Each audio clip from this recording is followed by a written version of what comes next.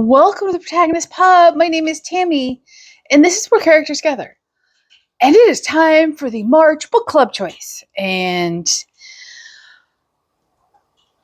as you know, March is curl up with a cozy book. So you all have chosen a cozy book. And I'm going to give you the 4 choices before I tell you what the winner is. So first up is the first book in the Annalise Spain mystery series. That is All That Is Secret by Patricia Raybon, and I will read you the summary. Can an amateur detective solve the cold case mystery of her lost father's murder? In the winter of 1923, Professor Annalise Spain, a daring but overworked theologian at a small Chicago Bible college, receives a cryptic telegram calling her home to Denver to solve the mystery of the murder of her beloved but estranged father. For a young black woman, searching for answers in a city ruled by the KKK could mean real danger.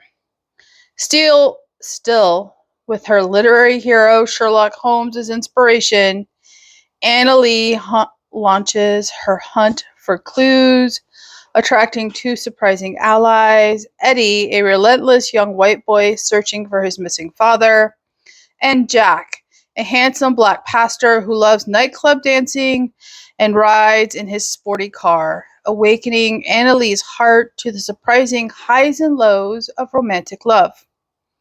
With their help, Annalee follows the clues that land her among Denver's powerful elite.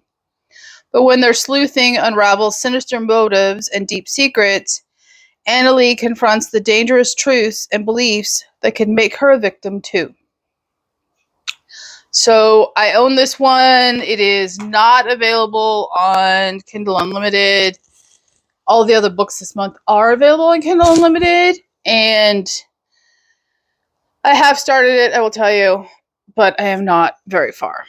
Okay, so still haven't had a sip of coffee. Does not bode well. Next up, hello, bird. An Irish Bookshop Murder by Lucy Connolly. This is the first book in the Mercy McCarthy mystery series. And this says, it is an utterly gripping, cozy crime murder mystery. Meet Ireland's newest daring.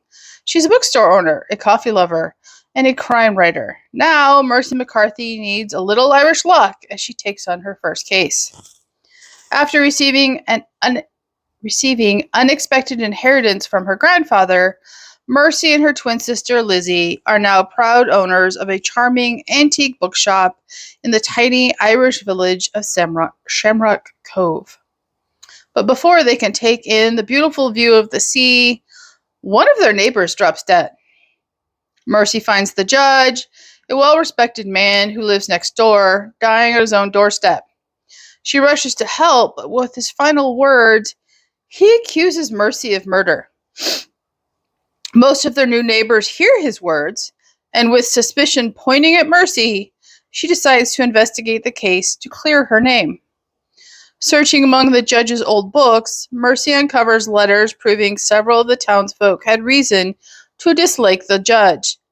But was it the local pub landlord, the kindly cook, or the neighborly knitter who killed him? Then Mercy's chief suspect turns up dead, and she receives a threatening note typed on paper from her own bookstore. Ireland was supposed to be a fresh start for Mercy and Lizzie, but dead bodies keep turning up. Does Mercy have what it takes to nail the culprit, or will the killer close the book on her time in this charming Irish village? I just think this sounds delightful, and yeah, I enjoy Lucy Connolly's storytelling. I really enjoyed her other series, An American in Scotland. Okay, next up is Foul Play at Seal Bay by Judy Lee, and I will read you the description. A brand new series, perfect for Richard Osman readers and all fans of page-turning whodunit. It was meant to be the start of quiet season in the sleepy Cornish village of Seal Bay.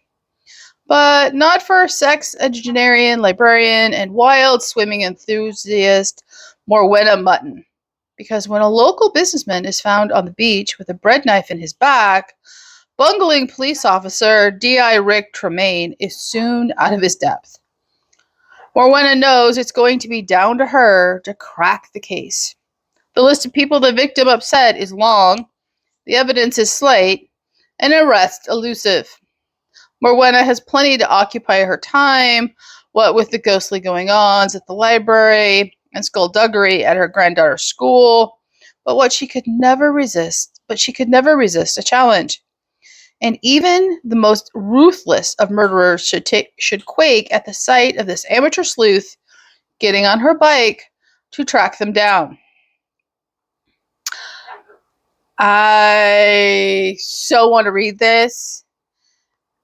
I love the fact that this author in particular, almost all of her books are about older people. I really love that. Okay. And the last possible choice was Eleanor and the Cold War by Ellen Yardley. This is the first in the Eleanor Roosevelt mystery series. And I will read you the description. A brilliant 1950s Cold War historical mystery debut, a female sleuth who is also indispensable assistant to former First Lady Eleanor Roosevelt. New York City and Washington, D.C., 1951. Kay Thompson, secretary to Eleanor Roosevelt, is a young woman of conviction navigating the post-World War II. Okay, we have a feathered visitor who's promptly going to misbehave. Come here, please. Come here, please. Thank you. Back to what I was saying. New York City, Washington, D.C., 1951. Kay Thompson, secretary to Eleanor Roosevelt, is a young woman of conviction navigating the post-World War II period. But can she expose the dark truth about a transatlantic murder mystery unfolding before her eyes? Previously fired for speaking out against workplace injustices, 25-year-old Kay Thompson finds her true calling once appointed to support Eleanor Roosevelt, a champion of human rights, known as ER among those in her inner circle. Kay fully embraces her new role as the former First Lady's right hand, typing up daily columns and juggling the blur of political meetings, ribbon cuttings, and charitable dinners. It's not until a dead body is discovered on a train that her most compelling task comes into focus.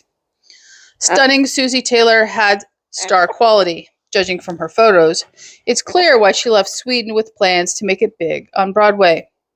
But when ER enlists Kay's help on a discreet investigation about her sudden disappearance, the two suspect the up-and-comer was concealing secrets about her real identity and motives, all leading to her murder at Washington's Union Station. Plunged into living an Alfred Hitchcock film, an unseasoned Kay and a shrewd ER side with a handsome detective on a search for answers. What was Susie's connection with a charismatic Soviet UN delegate and an atomic energy researcher? As ER makes it her mission to find out, danger looms upon the discovery of another body. Now Kay must play a central role in exposing the killer before she becomes the next rising beauty to meet a cruel fate.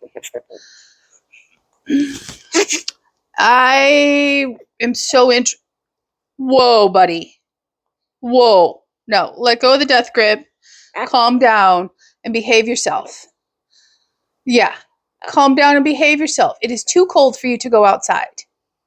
Yeah, your first clue is mommy's in long sleeves. I'm so interested in this book. I love Cold War era fiction, so I am very, very interested in this book.